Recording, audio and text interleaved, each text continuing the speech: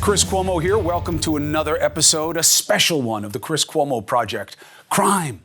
Crime is everywhere. Crime is terrible. Crime is up so much. In the big cities, you can't even go in New York City. You go on the subway, something's going to eat you. Crime is up. True. Is it up everywhere and in all the ways that is being suggested? Or is this about fear as much as it is about an increase in crime? And that is increasing your fear to get you to vote a certain way. Who better to discuss the realities than former commissioner of the NYPD, New York City's finest, Ray Kelly.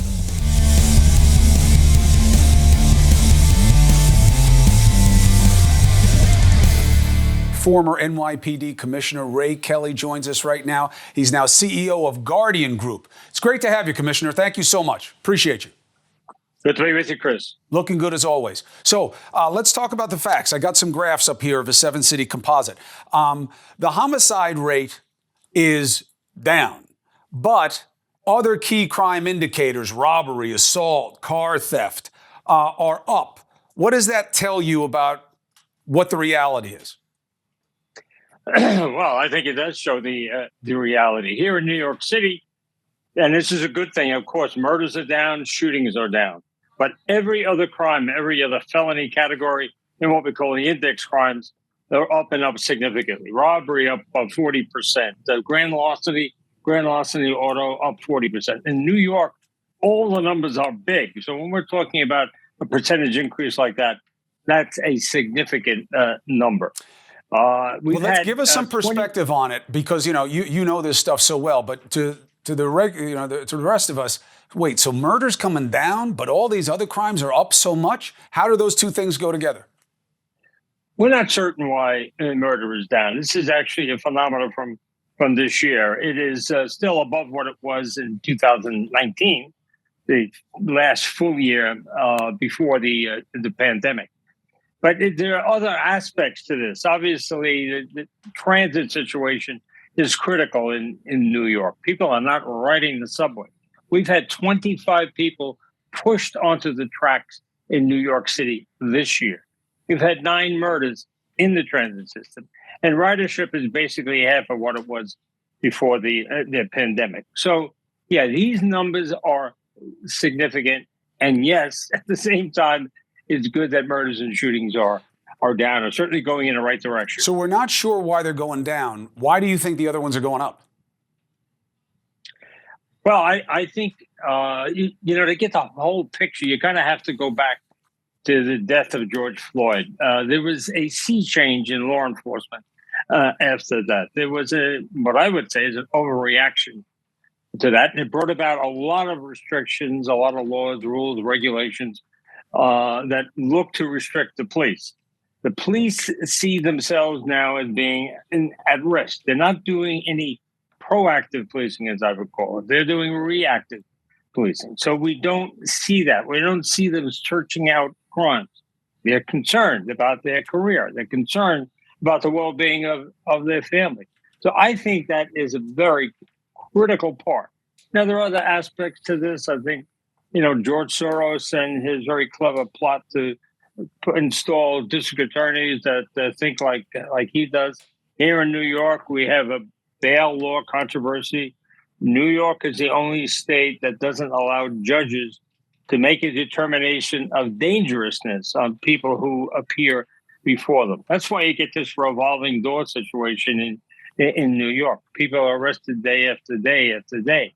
Basically, judges cannot look at their previous record. So, and as I say, I think the most important aspect to this is the sort of the demonization of police.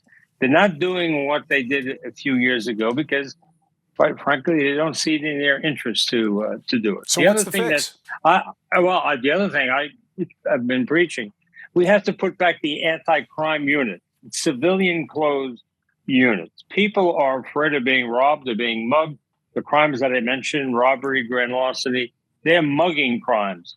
We need those plainclothes police officers. The perpetrators are not looking over their shoulder because they know they don't have to look over their shoulder. They know the police are not out there looking for them. I also think that stop, question, and frisk is a legitimate tool that should be in every police officer's toolbox. But you know that there was New a lot York, of litigation about that it was being abused and that they were disproportionately stopping young black men. well, we could talk about this for a long time. It was only one case, and it was one judge. There was no jury. I can tell you that even at our highest point, it only amounted to one stop a week for a patrol officer and one pat down every 2 weeks for a patrol officer. And the number that we were doing was less than what the Philadelphia Police Department agreed to with the Justice Department. So there's a lot of things to talk about there in terms of stop, question, and frisk. There is a monitor in place here in New York. Every cop is wearing a camera now. A different situation than before the trial. I think it's. Do you think the cameras on cops is a good idea? I think it's the reality. I think that's it. I think it can discourage cops from doing certain things. All in all, you're gonna have to go along with it.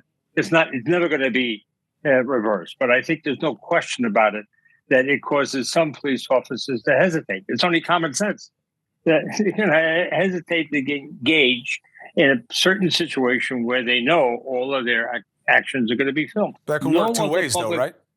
No other public servant has the required to wear right, but no other public servant can kill you either. You know what I mean? So it can work both ways. I think it could help officers also, right? I mean, people make a false claim. Yeah. They claim that use of force. You're going to see what it was and what it wasn't. Yeah, I think you're right, but I think police have a certain leeriness about cameras and what they can show.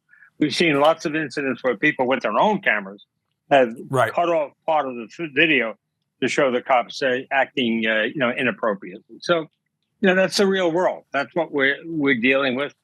Cameras are here to stay. If you like it or not, that's it. They're everywhere.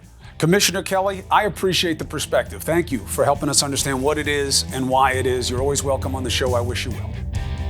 Thank you, Chris. Good to be with you. All right, former Commissioner Ray Kelly.